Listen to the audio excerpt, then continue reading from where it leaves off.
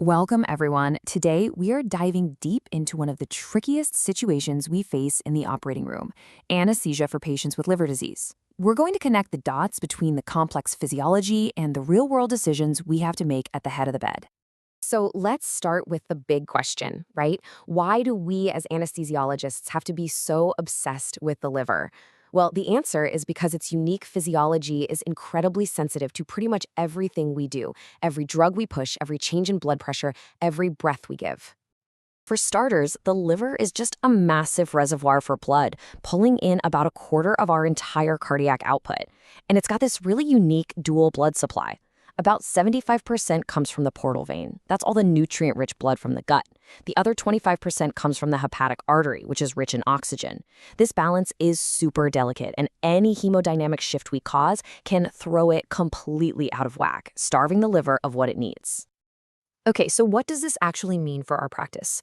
Well, the liver has a million jobs, but from our perspective, we can boil it all down to three core functions that directly shape our anesthetic plan: synthesis, metabolism, and detoxification. Think of the liver as the body's main factory. It's churning out almost all of your coagulation factors, the stuff you need to clot. But here's the kicker. It also makes the crucial anticoagulant factors, like protein C and S. It also produces albumin, the protein that a ton of our drugs bind to, and it makes plasma choline esterase, the enzyme that gets rid of succinylcholine. So when this factory starts to fail, you can see how things go bad fast. Knowing all that, how do we figure out how healthy a patient's liver is before we take them to surgery? This is where it gets a little tricky. Because those standard labs we all order, they can be seriously misleading if we don't look at them the right way. And this right here is such a critical distinction. When you see those AST and ALT numbers climb, that tells you the liver cells are being injured, they're dying. But it doesn't tell you a thing about how well the liver is actually working. For that, you need to look at tests of its synthetic function, like albumin and the INR. Those numbers tell you what the factory's real-time output actually is. So what happens when that factory starts to shut down? Well, the problem isn't just contained in the liver. Nope. It sets off a domino effect, a cascade of failures that hits nearly every single organ system we manage in the OR. And this brings us to what I think is the central paradox of liver disease. You see a high INR, and your brain immediately screams bleeding risk. And you're not wrong. The production of pro-clotting factors is down. But what we often forget is that the production of the anti-clotting factors is also shot. This creates this incredibly fragile rebalance system where your patient might actually be at a huge risk for throwing a clot, even though the INR is high. This quote just nails it. The INR was never, ever designed to measure coagulation in liver disease. It was made to monitor warfarin, which only knocks out the procoagulant side.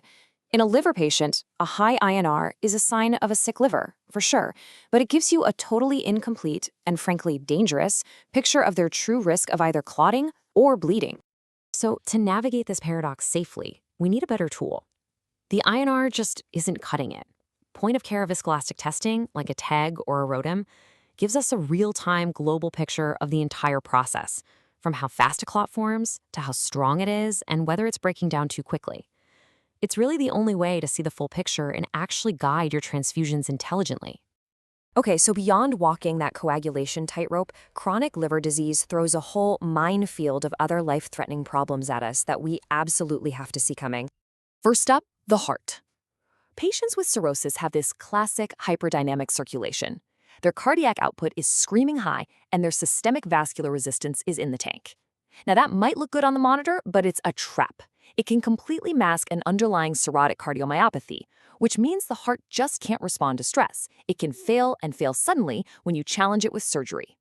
Now for the lungs, we have to watch out for hepatopulmonary syndrome. This is a triad of liver disease, dilated blood vessels in the lungs, and a ton of shunting.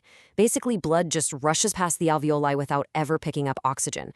Clinically, this means you can have a patient with profound hypoxemia that just doesn't respond even to 100% oxygen. And finally, the one we all fear: hepatorenal syndrome. This is a really unique kind of functional kidney failure. The kidneys themselves are perfectly healthy, but they're not getting blood flow because of intense vasoconstriction. And what triggers it? Things like surgery, bleeding, or an infection, a normal day for our patients. The mortality rate is terrifyingly high. Preventing it with careful fluid management is everything. So with all this complex multi-system chaos going on, how in the world do we come up with a safe anesthetic plan? What's our playbook? It really boils down to a 3-step framework. First, you have to be aggressive with preoperative optimization. That means fixing electrolytes, getting their volume status just right, and addressing coagulopathy before they even roll into your room. Then, intraoperatively, everything you do is driven by one single goal: maintain hepatic blood flow at all costs. And finally, you shift to vigilant postoperative care, watching like a hawk for any little sign of decompensation. Inside the OR, our choices do matter. Isoflurane and sevoflurane are usually the go-to agents because they are a bit kinder to hepatic arterial blood flow.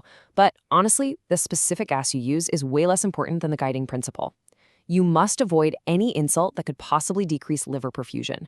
That means treating hypotension immediately and aggressively, keeping your airway pressures low to help venous return, and doing whatever it takes to blunt that surgical stress response.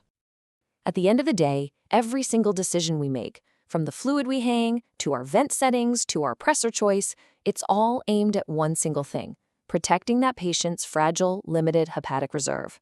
Our job is to get them through this period of immense stress without letting them tip over into complete hepatic failure. So I'll leave you with this to think about on your next case.